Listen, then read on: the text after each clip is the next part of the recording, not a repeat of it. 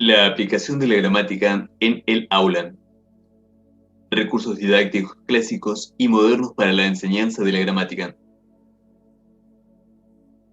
Resumen.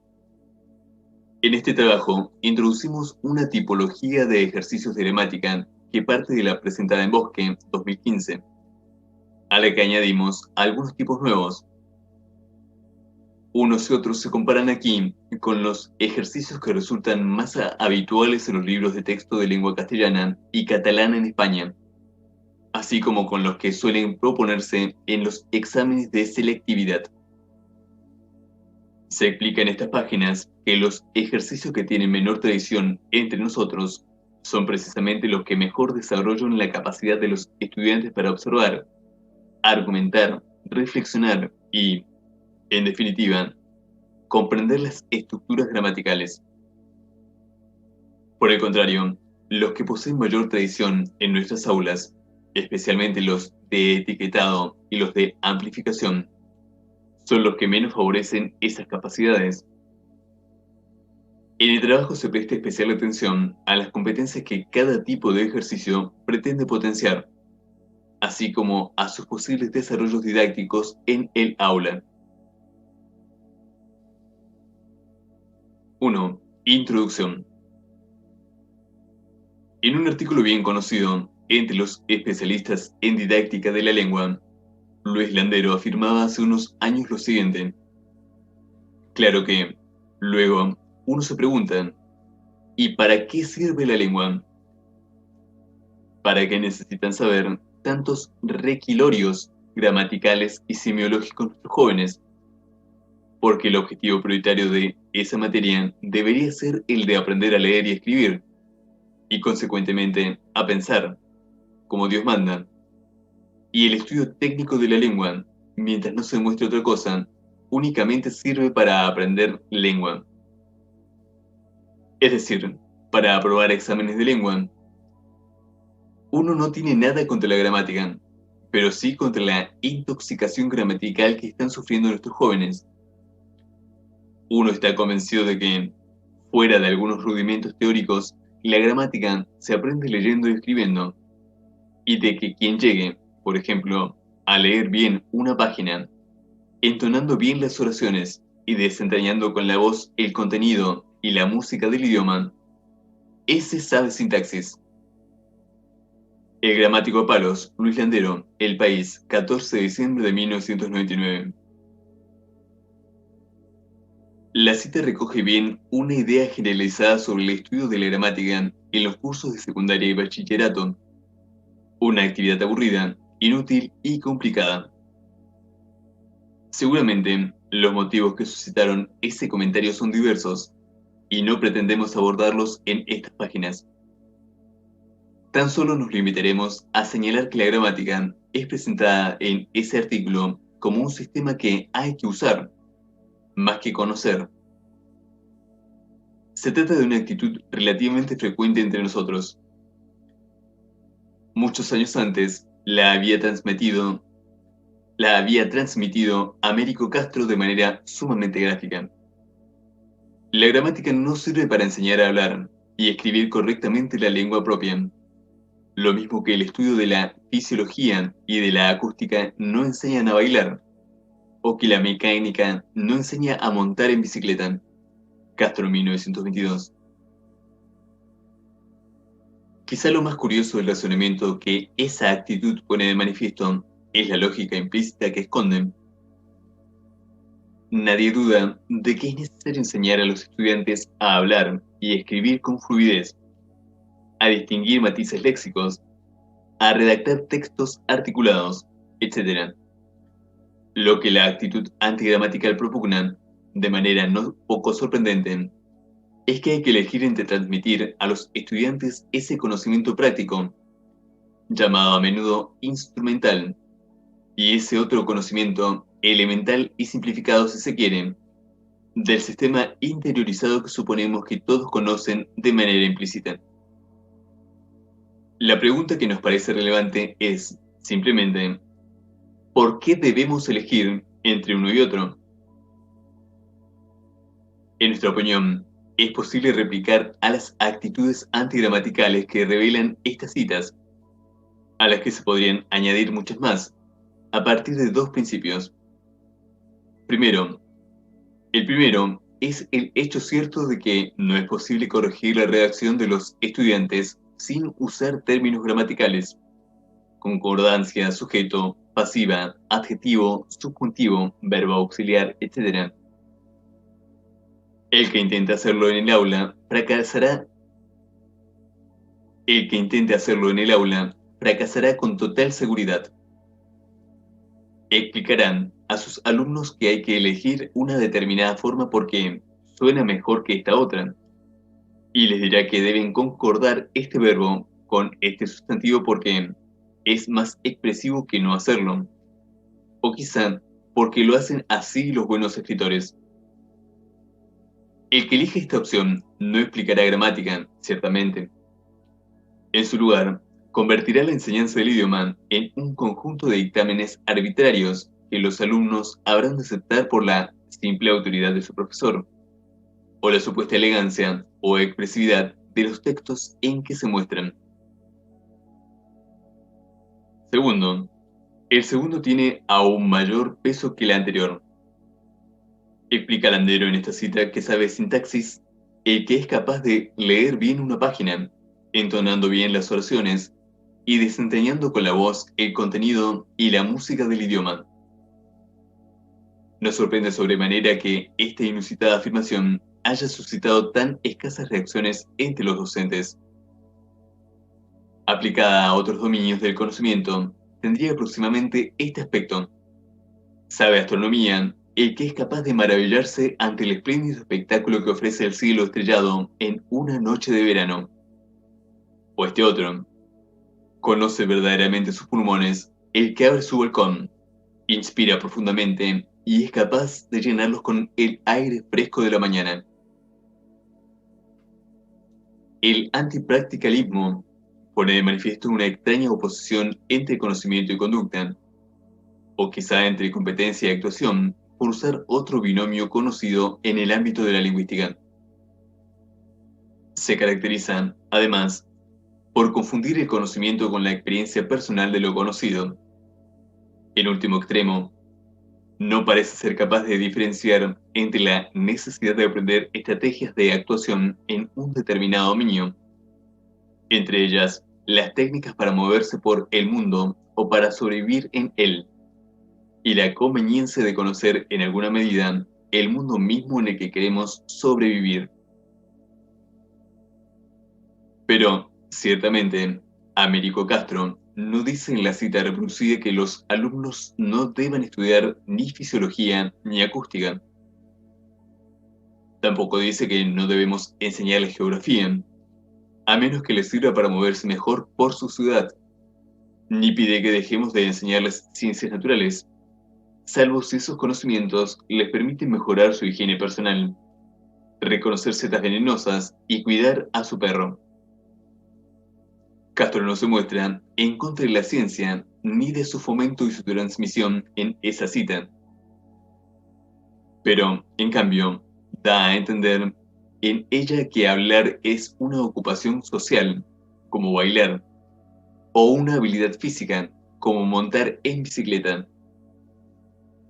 Tanto Castro como Landero nos sugieren que uno debe ejercitarse en esas actividades, en lugar de tratar de entender los aspectos de nuestra naturaleza que las hacen posibles. Ambos parecen pensar que los estudiantes deben practicarlas, pero no intentar averiguar algo sobre la relación que existe entre el sistema lingüístico interiorizado que poseen y el mundo que han de designar con él. En este trabajo, queremos sugerir que buena parte de la polémica sobre la forma de plantear la enseñanza de la gramática, o sobre la conveniencia de prescindir de ella, radica en la forma en que se entiende el concepto mismo de ejercitación. ¿En qué queremos exactamente que se ejerciten nuestros estudiantes? Quizá no está de más llamar la atención sobre el hecho de que el que se esfuerza por montar bien en bicicleta o por bailar aceptablemente el tango no aspira a comprender nada. La ejercitación que requieren esas actividades consiste en la repetición de pautas que permitan llegar al dominio de una actividad física. Si hablar es como bailar o como montar en bicicleta, se nos viene a decir, los estudiantes de lengua deberán practicar las subordinadas en subjuntivo de forma parecida a como los alumnos de una academia de baile practican el pas de bourrée o el free step. Pero si hablar una lengua resulta ser algo muy distinto de bailar o de montar en bicicleta, tal como defendemos aquí, los conceptos de ejercicio y de ejercitación cambian de forma radical. Los ejercicios seguirán teniendo pleno sentido, pero ya no serán únicamente recursos para adquirir habilidades, sino más bien estrategias dirigidas a mejorar la comprensión y el análisis del idioma. Los ejercicios siguen siendo necesarios, pero han de diseñarse de forma diferente, puesto que su objetivo es ayudarnos a penetrar en las propiedades del sistema interiorizado con el que damos forma a nuestros pensamientos y con el que comunicamos nuestras intenciones, nuestros sentimientos o nuestras experiencias. Si pensamos así, el baile y la bicicleta dejarán de constituir metáforas válidas o, con mayor razón aún, modelos, marcos o imágenes que nos puedan servir de inspiración didáctica.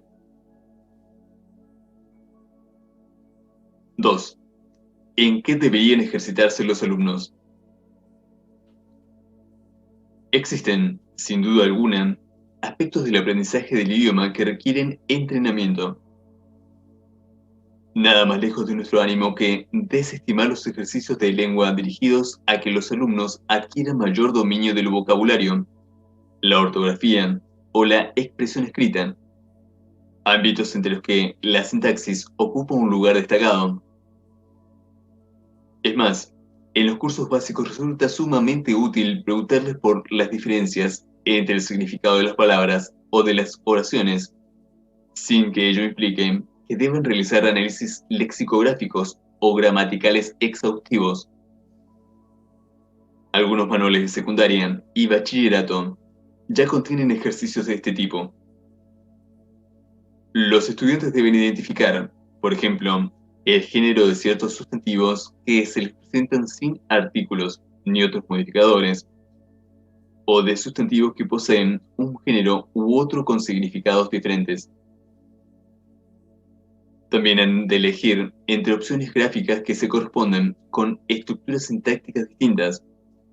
Por ejemplo, entre con qué o con qué, entre tampoco y tampoco, entre haber y haber, entre hay o ahí, entre por qué o por qué, etc. Algunos libros de texto contienen asimismo ejercicios de adquisición del vocabulario, de agrupación de palabras en clases semánticas diversas o de comprensión y diferenciación de significados. En otros manuales se proponen análisis de oraciones ambiguas, se observan matices léxicos o se persigue la adecuación contextual del vocabulario aprendido. Se pide, en efecto, a los estudiantes que expliquen la diferencia de significado entre palabras o entre oraciones que poseen sentidos cercanos. También se les solicita que sustituyan una paráfrasis lexicográfica por el sustantivo o el adjetivo correspondiente, que les asignen un contexto adecuado o que elijan las llamadas colocaciones, en particular las variantes léxicas precisas que corresponden a los contextos requeridos. No albergo, en lugar de no tengo, esperanzas o la diferencia radica o estriba por esta, en que, etc. Se dirá tal vez que, si a estas prácticas y otras parecidas fácilmente imaginables, añadimos los numerosos ejercicios posibles sobre aspectos normativos, sean sintácticos, morfológicos, léxicos u ortográficos, obtendremos un conjunto de recursos suficientes para enseñar lengua. No estamos seguros de si Castro, Landero y otros antigramaticalistas, casi todos buenos lectores, entenderían que la información que estos ejercicios proporcionan se suple con la práctica de la lectura. Podrían tal vez replicar que se aprende lengua leyendo, escribiendo y hablando, de la misma forma que se aprende a jugar al fútbol jugando al fútbol, o a bailar bailando. Si cualquier adulto de cultura media es capaz de resolver sin dificultad ejercicios lingüísticos como los que acabamos de mencionar, se dirá tal vez no es porque haya resuelto otros muchos análogos en su vida, sino más bien porque la lectura y la escritura han ido moldeando progresivamente su conciencia lingüística. Pero hasta los antidramaticistas más radicales estarían de acuerdo en que la lectura es un hábito que resulta sumamente difícil de transmitir a los jóvenes de hoy. Más aún, la simple formulación de una práctica necesaria, incluso de un objetivo, dicho en términos didácticos más actuales, dista mucho de su realización efectiva. Defenderemos aquí que los ejercicios a los que acabamos de aludir son necesarios como complemento parcial de una serie de hábitos no adquiridos por los estudiantes, fundamentalmente el de la lectura, pero también el de la escritura creativa o no meramente instrumental. Sería demasiado burdo aducir que los ejercicios dirigidos a mejorar el manejo ágil y fluido del idioma son análogos a los que se practican en las escuelas de baile o en las pistas de atletismo. La diferencia fundamental radica en que hablar una lengua no es una actividad comparable a bailar, saltar en pértiga o montar en bicicleta. De hecho, con la posible excepción de la ortografía, en toda actividad lingüística hay siempre algo que descubrir, aunque solo sea porque las lenguas no son conjuntos de hábitos que los hablantes deben practicar, o de normas que hayan de conocer y aplicar. A todo ello, debe añadirse que el conocimiento elemental de las unidades léxicas o sintácticas no implica el manejo de estrategias retóricas elaboradas. Hablar una lengua no es ser orador, de la misma forma que caminar o correr no equivale a ser atleta. Los ejercicios a los que nos hemos referido hasta ahora no pretenden aportar recursos para destacar en oratoria, pero tampoco revelan, por el lado contrario, actividades mecánicas ajenas a cualquier forma de reflexión. Se trata, por el contrario, de recursos útiles para que los alumnos caigan en la cuenta de algunas de las distinciones más elementales que llevan a cabo en su propia lengua, probablemente sin saberlo. Pero, a la vez que defendemos la relevancia de ejercicios lingüísticos, como los mencionados, incluso su necesidad como primer acercamiento al análisis del idioma, queremos recordar que existen también otras formas de ejercitación. En Bosque, 2015, se hace notar que solemos educar en aquello en que hemos sido educados. Educamos sobre todo a los alumnos para que aprendan a admirar, por lo general correctamente, ya que los valores estéticos se suelen potenciar de forma adecuada en secundaria y bachillerato, pero también para etiquetar, clasificar, comentar y amplificar. Por el contrario, no hemos sido educados en la misma medida en otras actitudes, competencias y capacidades, de forma que tampoco las transmitimos a nuestros estudiantes. Primero, no los acostumbramos a simplificar y a generalizar. No solemos insistir en la necesidad de aislar lo esencial dentro de lo complejo, y tampoco en la de detectar redundancias en los análisis o en las generalizaciones. Segundo, no les enseñamos a observar, no tanto lo anómalo o lo inusitado, sino más bien lo sorprendente cuando se halla dentro de lo cotidiano y es relevante para comprender las generalizaciones. Tercero, no los preparamos para enjuiciar las clasificaciones existentes, cruces de criterios entre ellas, posibles solapamientos, detección de conceptos huecos o sin apenas contenido, etc. Cuarto, no les enseñamos a experimentar, ni a diseñar y valorar experimentos. Quinto, no les insistimos en la necesidad de que sugieran o avancen explicaciones, acaso la forma más elemental de teorización, o que planteen sus propias hipótesis ante hechos lingüísticos curiosos o sorprendentes. En cierto sentido, sirve de muy poco construir listas como estas. Hemos observado que algunos especialistas en didáctica parecen quedar satisfechos tras confeccionar listas detalladas de competencias, como si su simple enumeración tuviera alguna consecuencia en su aplicación efectiva en las aulas. Se trata de un frecuente brindis al sol que hemos detectado una y otra vez entre ciertos profesionales.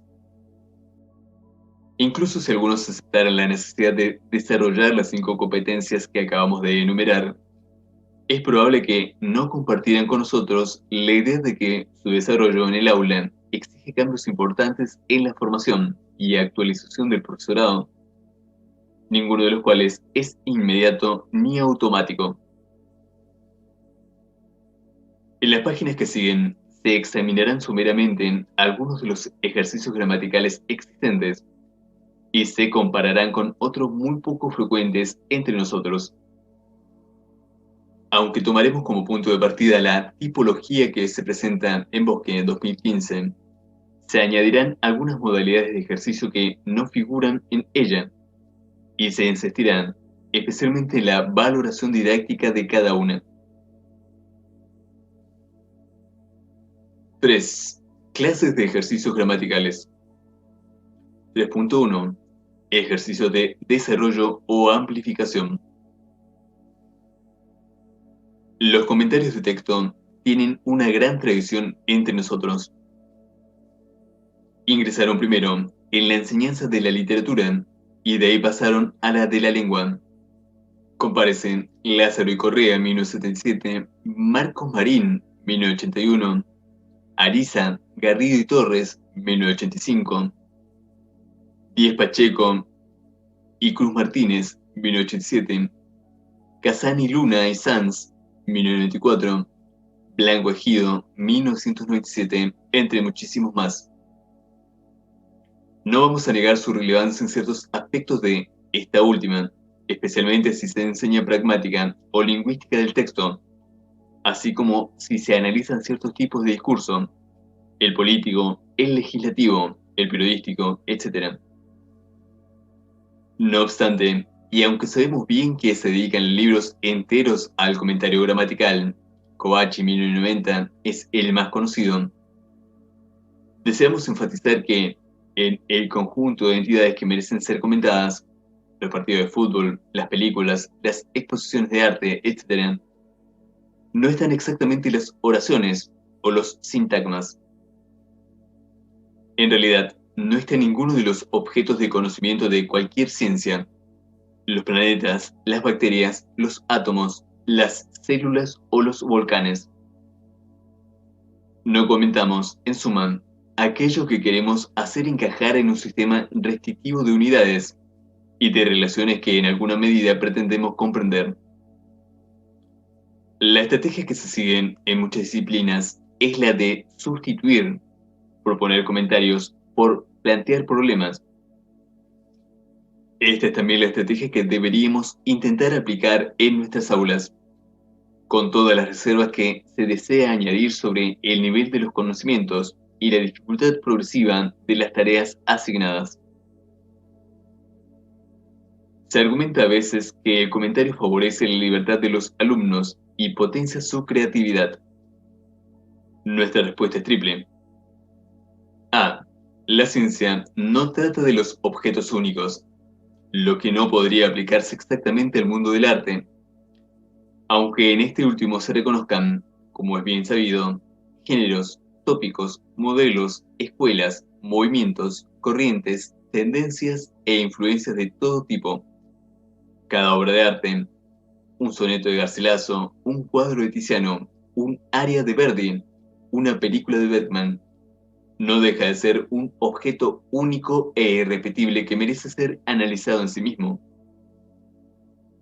En el uso común de la lengua encontramos, por el contrario, la situación común en la ciencia. Cuando analizamos una oración de relativo, analizamos todas las oraciones de relativo, no la de un hablante determinado, de forma similar a como cuando analizamos un tipo particular de alga, analizamos todas las algas de esa clase.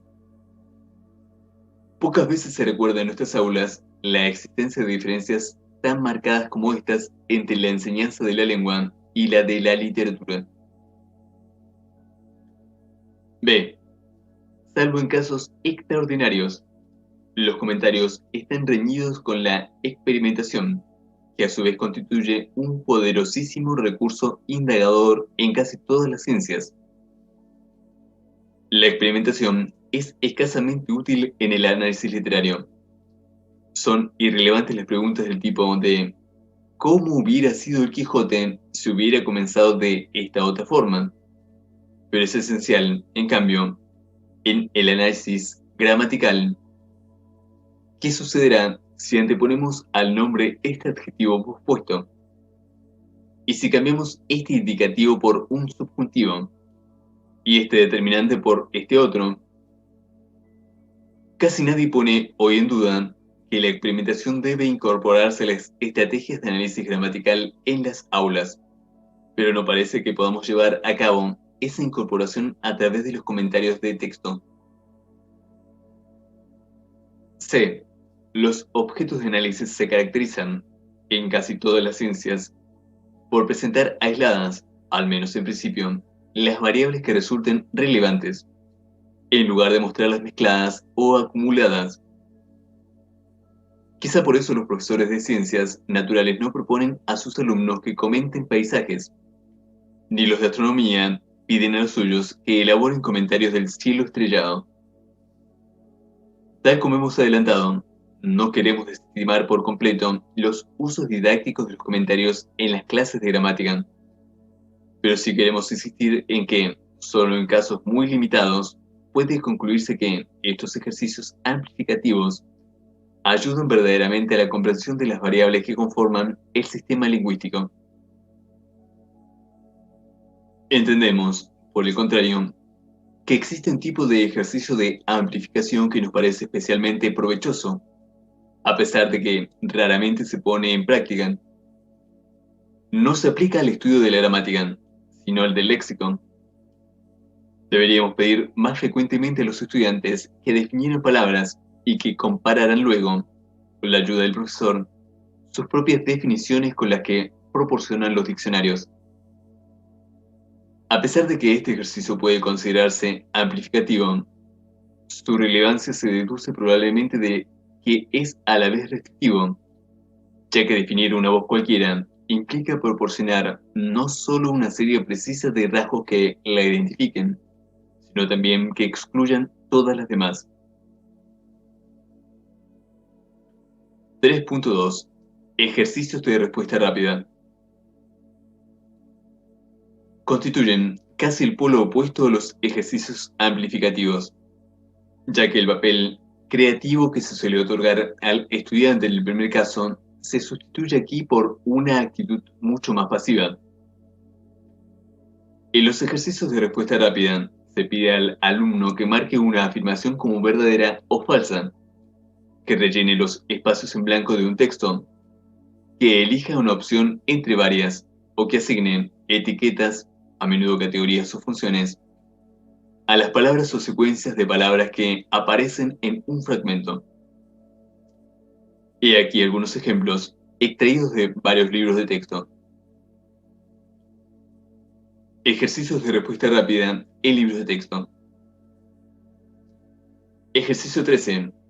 Separa el sintagma nominal, sujeto, y el sintagma verbal predicado de las siguientes oraciones e indica cuáles tienen predicado nominal y cuáles verbal. Ejercicio 15. Escribe 3 oraciones copulativas y 3 oraciones predicativas. Ejercicio 16. En las siguientes oraciones, añade un complemento, en un espacio en blanco, al verbo para completar su significado. Vicens Vives, Lengua castellana, primero bachillerato. Ejercicio 3. Localiza en estas oraciones los sintagmas que funcionan como objeto directo o como objeto indirecto. Ejercicio 4. Indica la función del constituyente destacado. Ejercicio 2. Rellena los espacios en blanco con el pronombre átono de complemento directo correspondiente. Pero antes de decidir el pronombre, construye el sintagma que iría en dicho espacio y determina si sería definido o indefinido.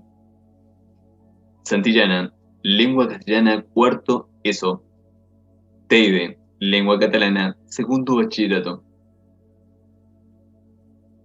Desde nuestro punto de vista, los ejercicios de respuesta rápida tienen sentido si se pide a los alumnos que justifiquen sus contestaciones o que descarten, razonándolas, las opciones no adecuadas. Este último aspecto es el que más se hace resaltar, por ejemplo, en los ejercicios de respuesta múltiple contenidos en Bosque, 1994, que no están ordenados por temas, sino por grado de dificultad.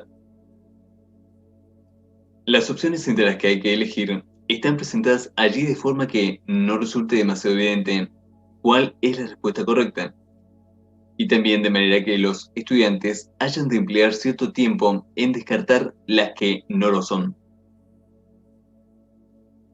Nuestra experiencia nos indica que la justificación de la opción elegida raramente se considera una parte esencial en los ejercicios de respuesta rápida que se suelen proponer.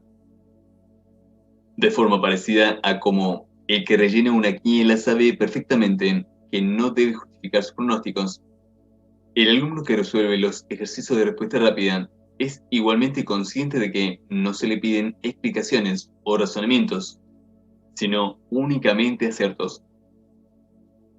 Las pruebas de selectividad dan igualmente testimonio de ello. He aquí algunos ejemplos extraídos de las pruebas realizadas durante los últimos años en Cataluña. Ejercicios de respuesta rápida. Pruebas de selectividad. 3.1.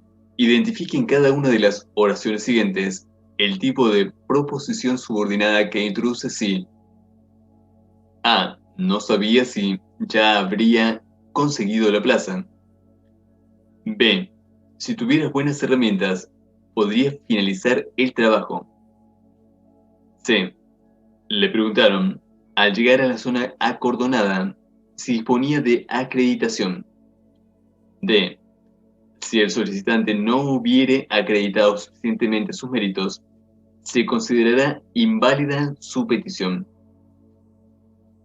Lengua castellana y literatura, septiembre de 2012. 3.2. Señales si las siguientes oraciones son reflexivas o no lo son. A. Víctor se afeita la barba.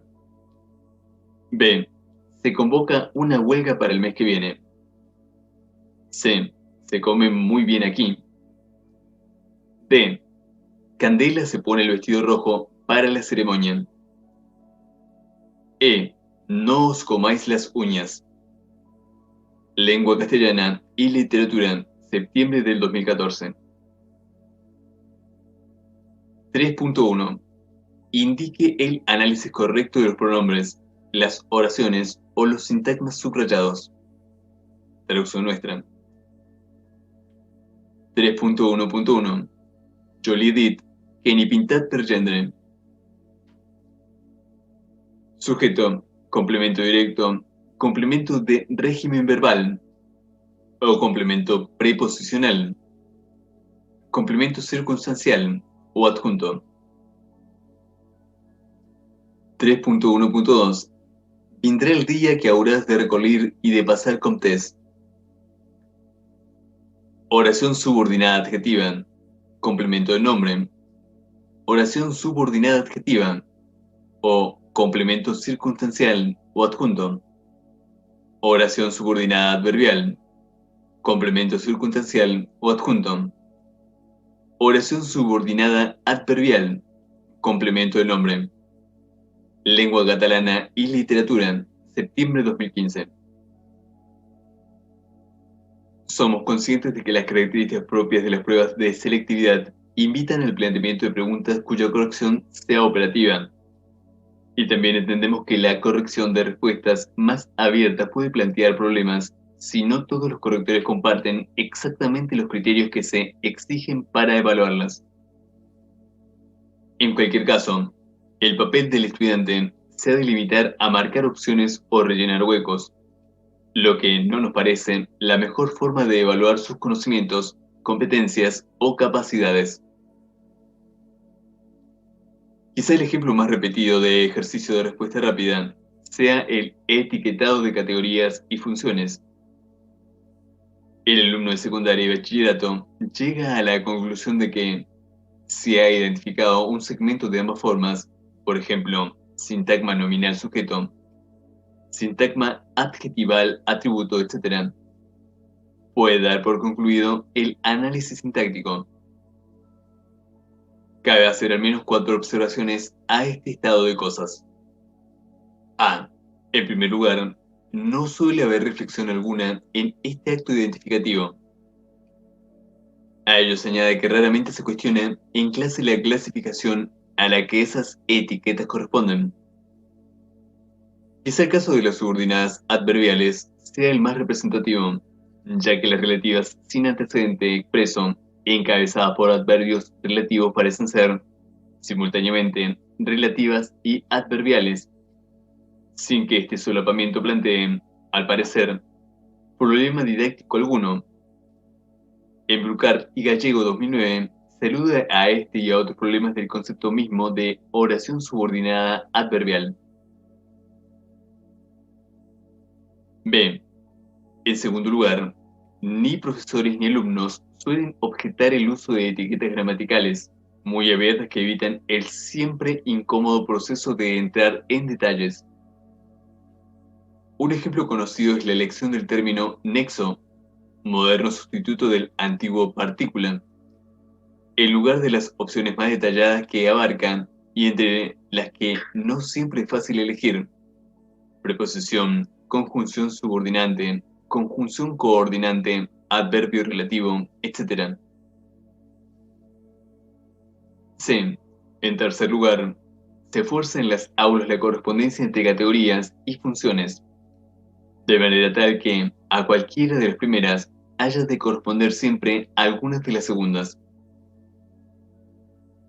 El alumno acaba aceptando que el adverbio no ha de ser un complemento circunstancial de algún tipo, o que a las conjunciones subordinantes habrá de corresponder alguna otra función sintáctica.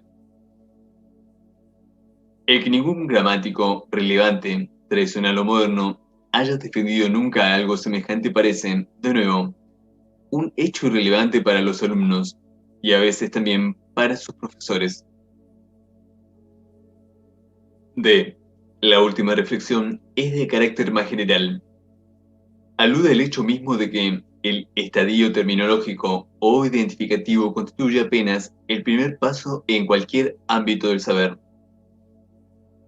La enseñanza de la gramática en secundaria se suele caracterizar porque convierte demasiadas veces la identificación de nomenclatura en el último estadio del análisis, cuando no en el único nivel de conocimiento que somos capaces de reconocer. En palabras de Bosque, el estadio terminológico es, desde luego, el más elemental de cualquier disciplina. Es también un estadio que presenta cierto grado de arbitrariedad, y sabemos que puede estar sujeto a modas y a otras posibles convenciones, aun cuando todos reconocemos que es necesario alcanzar cierto consenso sobre él por razones prácticas. En el campo de la medicina, el estadio terminológico corresponde a la anatomía e incluye, entre otras cuestiones, los nombres de los huesos, los músculos, los órganos o los tejidos. En el ámbito de la arquitectura, el estadio terminológico nos proporciona los nombres de los materiales de construcción y las partes de los edificios. Me interesa mucho resaltar que, cuando superamos el estadio terminológico, es cuando empieza verdaderamente la disciplina que nos interesa. 3.3. Ejercicios de análisis directo a partir de secuencias breves. Este es el primero de los tipos de ejercicios propuestos en Bosque 2015b. Consiste en sustituir los textos extensos por secuencias muy breves, una oración simple e incluso un solo sintagma, y hacer que los estudiantes perciban aspectos de ellas que no resultan evidentes a simple vista. He aquí un ejemplo. Si pedimos a los alumnos que analicen la secuencia muy lentamente, nos dirán sin duda que se trata de un sintagma adverbial, en el que el adverbio muy modifica el también adverbio lentamente. La respuesta es correcta, solo en parte. Si lentamente significa de manera lenta, la pregunta natural es por qué muy lentamente no significa entonces muy de manera lenta. Significado absurdo, sino de manera muy lenta. La respuesta que se da desde hace años en la morfología moderna es que el sufijo mente tiene acceso a segmentos que exceden el marco de la palabra. La secuencia muy lentamente exige, por tanto, dos segmentaciones. Una refleja su significado, muy lentamente. La otra, solo su forma, muy lentamente. El nombre técnico que este fenómeno recibe en la morfología actual, paradoja de segmentación o de encorchetamiento, del inglés bracketing paradox, no es imprescindible en la enseñanza media. Lo que interesa resaltar es que, reciba el nombre que reciban, el fenómeno revela un desajuste aparente de forma y significado que los estudiantes de bachillerato pueden comprender perfectamente sin aparato técnico alguno. Los ejercicios de esta clase no aparecen en los libros de texto y raramente se proponen en las aulas. Lo cierto es que se pueden extender a casi toda la gramática. Se oponen, como se ve, de manera radical a los de simple etiquetado o identificación, pero, justo es decirlo, requieren cierta preparación por parte del profesorado. Ahora bien, en nuestra opinión, toda práctica gramatical que no sea rutinaria o no esté automatizada exige dicha preparación. Mientras que la mayor parte de los especialistas en didáctica insisten en la necesidad de mejorar la actualización pedagógica de los profesores de lengua, nosotros insistimos en la necesidad de mejorar su conocimiento de la materia. A diferencia de lo que harán seguramente los investigadores, este conocimiento deberá ser adaptado, simplificado o vertido a los moldes didácticos adecuados. No podrá, en cambio, ser desestimado o pasado por alto, y mucho menos ser sustituido por esos mismos moldes. 3.4. Ejercicios de análisis inverso. El valor didáctico de este tipo de ejercicios se defiende en Bosque 1994-2015b. Se insiste allí especialmente en que permite desarrollar la capacidad de abstracción de los estudiantes, uno de los aspectos más descuidados en la enseñanza de la lengua en nuestras aulas. En los ejercicios de análisis inverso, en realidad, síntesis más que análisis, el estudiante debe construir secuencias, sean sintagmas u oraciones, que se ajusten a las condiciones fijadas por el profesor. Por ejemplo, si el profesor pide que los alumnos construyan una pasiva refleja en la que la función del sujeto paciente esté ejercida por un relativo, los alumnos pueden proponer ejemplos como los libros que más se leen hoy. Una forma ágil y productiva de realizar estos ejercicios en el aula, inaplicable en los libros, consiste en escribir en la pizarra las condiciones requeridas y pedir a los estudiantes que escriban en un papel la frase que las cumplan. El que ha terminado levanta la mano. El profesor se acerca a examinarla y le dice, sin más explicaciones, por el momento, si su ejemplo encaja o no en lo que se pide. En uno y otro caso, los demás estudiantes siguen pensando durante el tiempo que el profesor haya fijado.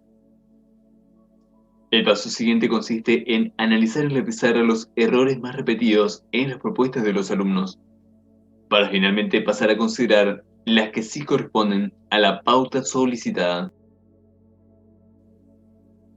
Como en los ejercicios del grupo anterior, sección 3.3, los de este grupo exigen también una cierta agilidad por parte del profesor. Entendemos que el recurso didáctico posee gran interés, en tanto en cuanto desarrolla una capacidad a la que apenas se atiende en las clases.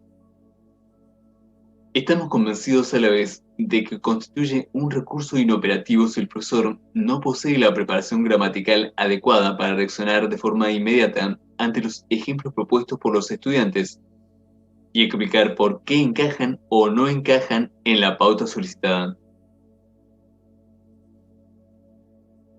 Como sucedía en el caso anterior, el profesor no mejorará probablemente su dominio de esta capacidad estudiando más didáctica de la gramática, sino estudiando más gramática.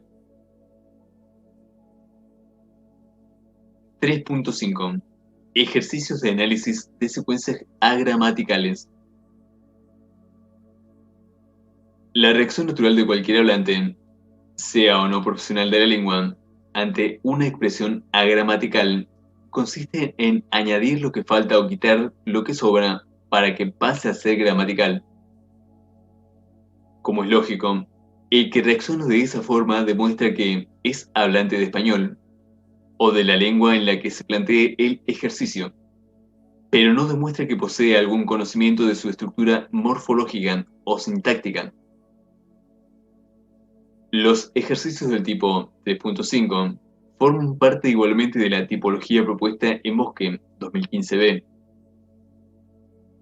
Consisten en contener la tendencia irrefrenable a la que nos acabamos de referir y reaccionar de este otro modo. Si dejamos esta secuencia anómala como está, incumplirá un principio o una generalización que se podría formular de la siguiente forma, en español. He aquí un ejemplo muy sencillo. Es muy fácil convertir en gramatical la secuencia anómala. Prefiero que viajas a París. En lugar de pedir a los alumnos que hagan ese cambio, se les pide una generalización de este tipo. En español, si el complemento del verbo preferir es una oración subordinada sustantiva con verbo en forma personal, esta se construye en subjuntivo. La generalización debe estar redactada de tal forma que no impida la existencia de oraciones como prefiero viajar a París, ni tampoco la de otras como prefiero un viaje a París. Si el profesor lo estima conveniente, puede ampliar la generalización para que los alumnos comprendan que se aplica, en conjunto, a la clase de los verbos de voluntad, querer, desear, anhelar, etc., entre otras, ya que no es una propiedad particular del verbo preferir. Como los demás ejercicios, también este admite grados de dificultad. Si el ejemplo propuesto fuera vi a ella, tampoco se pediría a los alumnos que añadieran lo que faltan o quitaran lo que sobran para convertir esa secuencia anómala en gramatical. Como es obvio, si la dejamos como está, incumplirá una generalización de este tipo. En el español actual, si un pronombre personal es complemento directo o indirecto, es también átono. Los pronombres átonos pueden aparecer duplicados por los nombres tónicos correspondientes, con los que concuerdan en género, número y caso. Somos conscientes de que los ejercicios del tipo 3.5 son complejos, pero tampoco se nos escapa que están diseñados para que los estudiantes jueguen, por un momento, a ser gramáticos. Las generalizaciones que construyan serán probablemente toscas, parciales o insuficientes, pero no es menos cierto que, mientras que la formulan, estarán ejercitando su capacidad de abstracción. Más aún, el esfuerzo que pongan al redactarla será un esfuerzo puesto en ordenar factores gramaticales y en valorar su pertinencia. En definitiva, será un esfuerzo por comprender. 3.6. Ejercicios de pares mínimos. En Bosque 2015b se dividen en dos grupos. En el primero, dos secuencias sencillas y gramaticales se diferencian en un solo factor que el estudiante debe analizar. En la segunda modalidad, una de las dos secuencias es agramatical. Si comparamos la oración no me refiero a que vivía en esta casa con la variante no me refiero a que vivía en esta casa, notaremos que formalmente solo se diferencian en que a la preposición a de la primera corresponde el segmento al en la segunda. Una parte esencial de los ejercicios de pares mínimos consiste en leer semánticamente el análisis sintáctico. Es obvio que, en la primera oración, alguien dice que no se refiere a cierta situación, mientras que en la segunda no se refiere a cierto individuo. Pero es probable que el alumno no perciba que todo ello es consecuencia de la sintaxis. En el primer caso, el complemento de régimen es un sintagma preposicional que contiene una subordinada sustantiva, y estas oraciones no designan personas ni cosas, sino hechos o situaciones. En la segunda oración, el complemento de régimen es una relativa libre o sin antecedente expreso. Constituye, por tanto, un sintagma nominal que puede designar una persona sin dificultad alguna. Como hemos adelantado, una de las dos secuencias es agramatical, en la segunda modalidad de los ejercicios de pares mínimos. De esta forma, los ejercicios de pares mínimos pueden repetir a los de secuencias agramaticales, a los que añaden una nueva variable.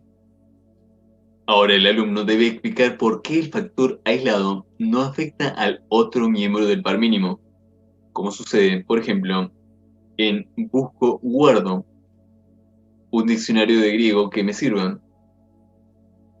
Como en los casos anteriores, el profesor de gramática debe ser capaz de manejar con cierta agilidad las variables que intervienen en cada estructura sintáctica, lo que no tiene que ver exactamente con su formación didáctica, sino con la preparación lingüística previa a dicha adaptación. En el último par mínimo se comprueba que el verbo guardar no pertenece al reducido paradigma de los verbos de significado prospectivo, llamados a veces intencionales, aunque el nombre no es esencial, que inducen el subjuntivo en las oraciones de relativo, necesitar, querer, buscar y muy pocos más. Una de las principales ventajas didácticas de los ejercicios de pares mínimos es el hecho de que permiten contestar de inmediato la secuencia que se analiza con otra similar, para la que no es adecuado el análisis que tan satisfactorio nos podría parecer en un primer momento.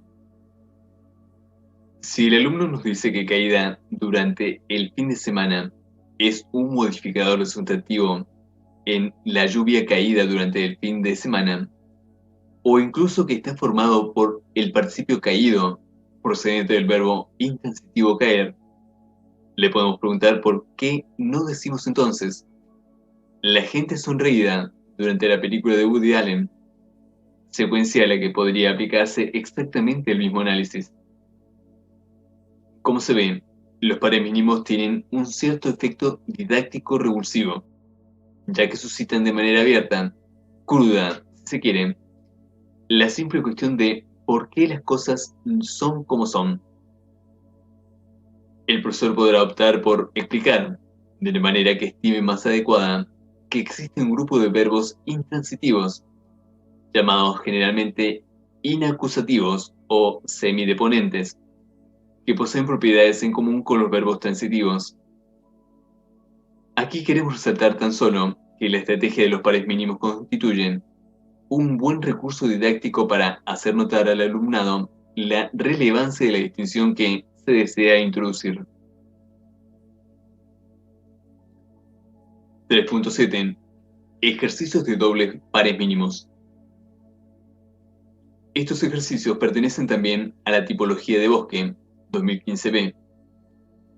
Constituyen una variante del ejercicio anterior que consiste en comparar dos pares de secuencias diferenciados mínimamente.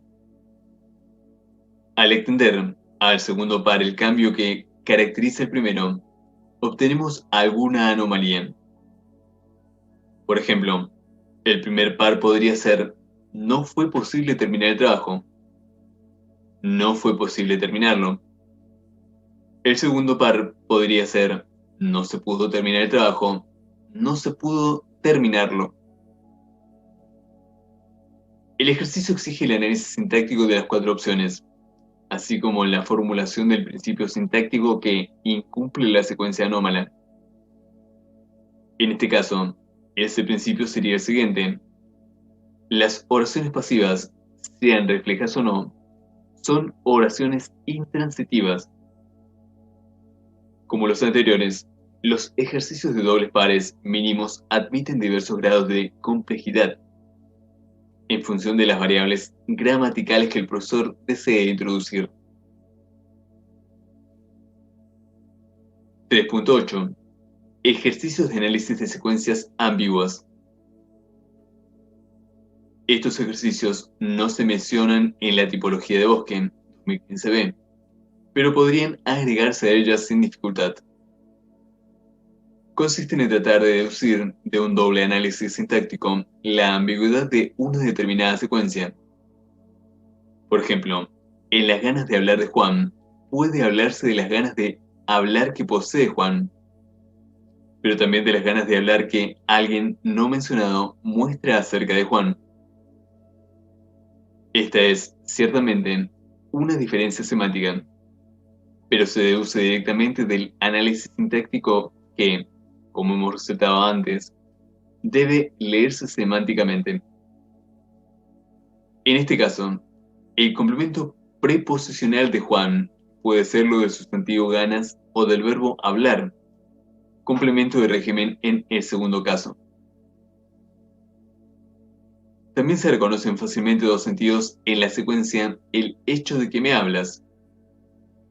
En uno de ellos se expresa que alguien habla acerca de cierto hecho, de que alternaría con del que o con del cual.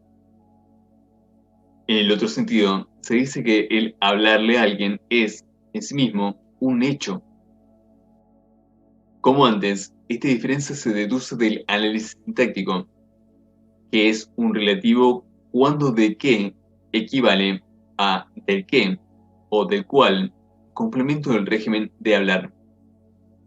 Pero es una conjunción subordinante cuando forma parte de la subordinada sustantiva que complementa al sustantivo hecho.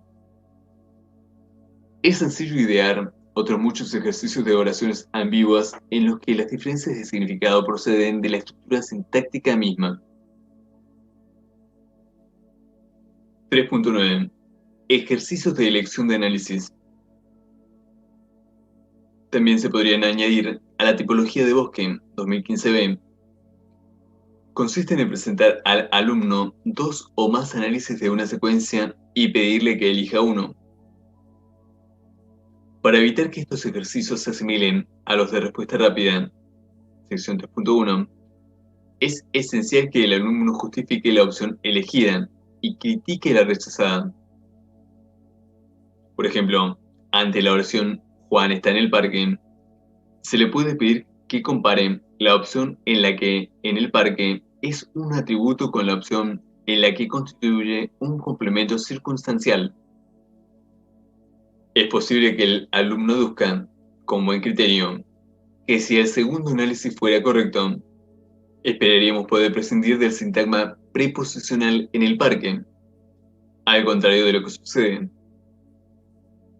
Tal vez tenga también en cuenta que los atributos locativos se coordinan fácilmente con otros que no lo son.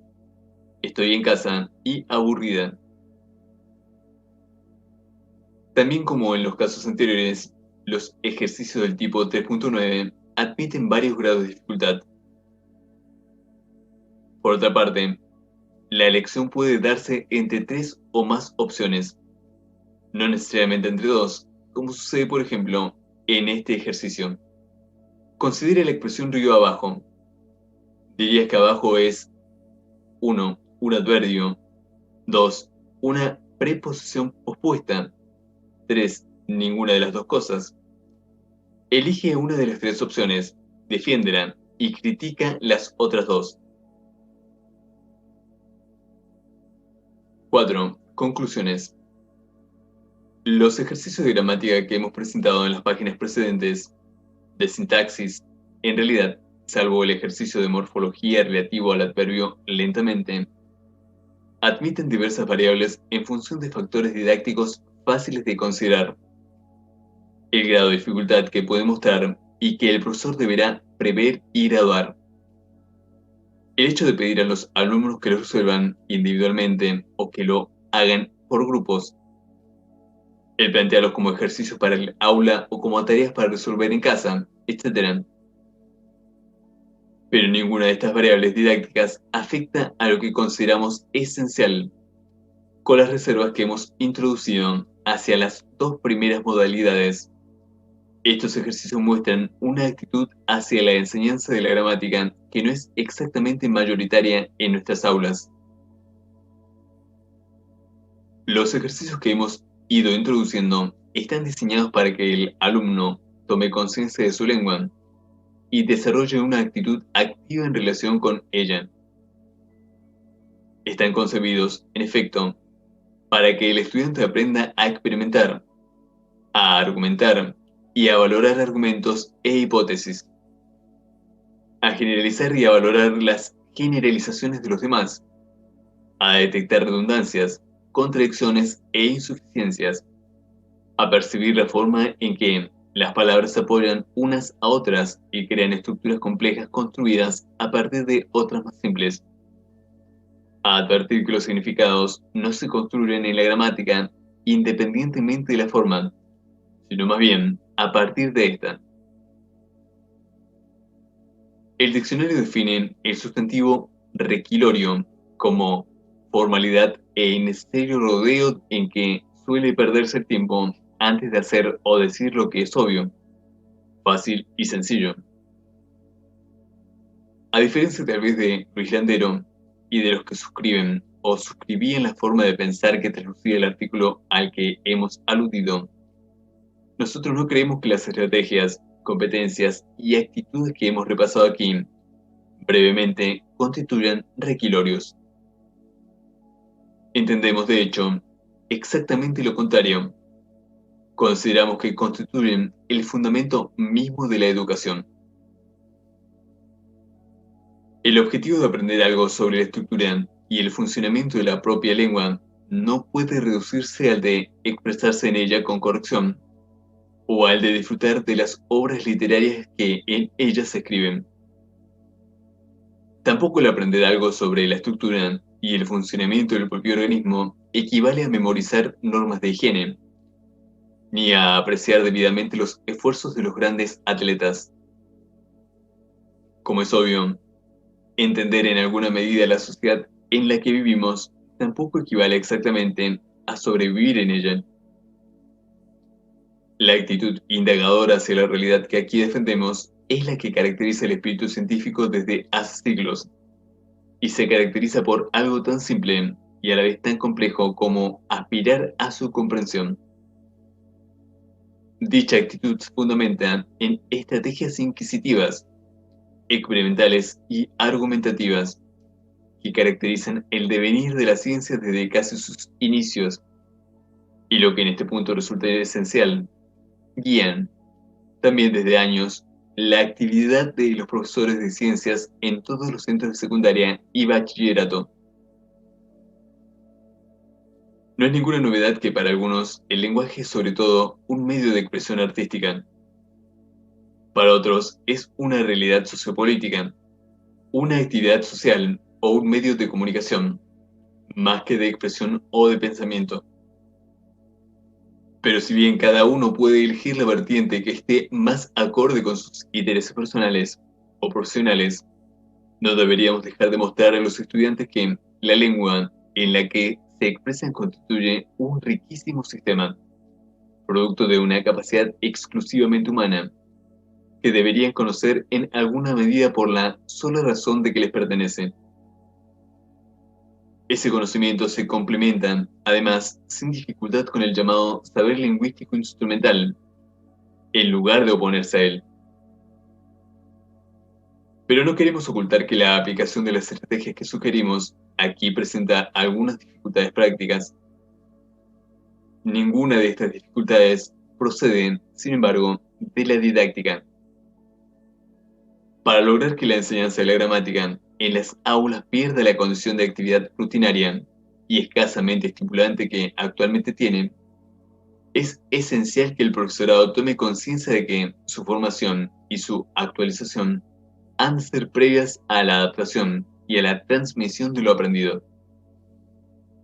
Reconocemos sin tapujos que esa puede ser una tarea ardua y que no es, en ningún caso, inmediata. Lo cierto, sin embargo, es que, sin esos cambios de formación y puesta al día, las aplicaciones didácticas que se hagan de tal actitud resultarán inefectivas, puesto que carecerán verdaderamente de contenidos que aplicar.